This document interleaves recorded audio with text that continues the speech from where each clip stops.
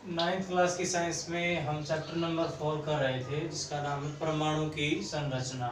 इसमें हमने थॉमसन के द्वारा प्रस्तावित किया गया परमाणु मॉडल, उसके बारे में हमने पढ़ा था।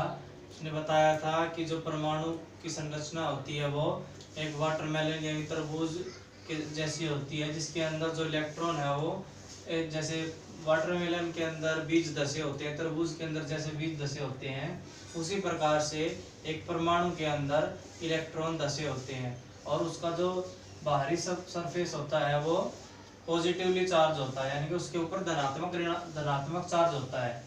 तो उसने क्या क्या बताया हमें, परमाणु धन आवेशित गोले से निर्मित होता है और इलेक्ट्रॉन उसमें धसे होते हैं। कोई भी परमाणु होता है वो धन आवेशित गोले के रूप में होता है और इलेक्ट्रॉन उसके अंदर धसे हुए होते हैं, ऐसा बताया थॉमसन ने। दूसरा उसने क्या बताया, ऋणात्मक और धनात्मक आवेश का परिमाण बराबर होता है, इसलिए परमाणु उदासीन होते हैं।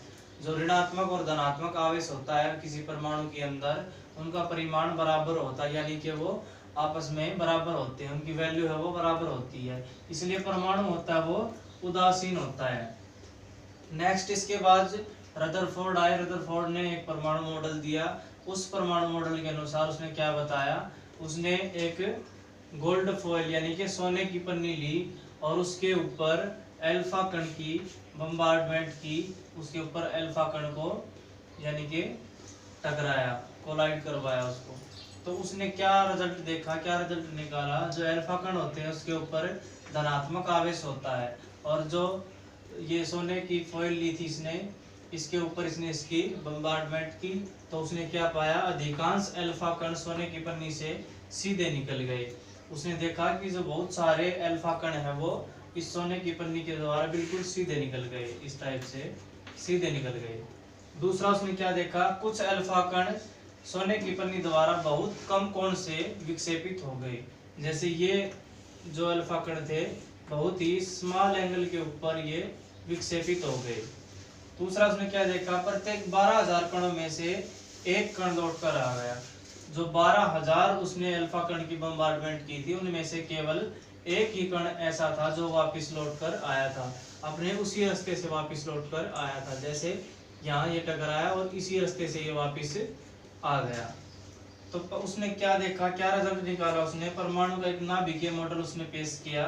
उस नाभिकीय मॉडल के अंदर क्या बताया गया था, परमाणु का केंद्र धनावेशित है, जिसे नाभिक कहते हैं। एक परमाणु का सारा द्रव्यमान नाभिक में होता है। उसने क्या बताया कि जो एक परमाणु होता है उसमें केंद्र जो होता है वो धन आवेशित होता है और उसे हम बोलते हैं नाभिक। उसने उसको नाम दिया नाभिक, और उस परमाणु का सारा द्रव्यमान उस नाभिक के अंदर होता है।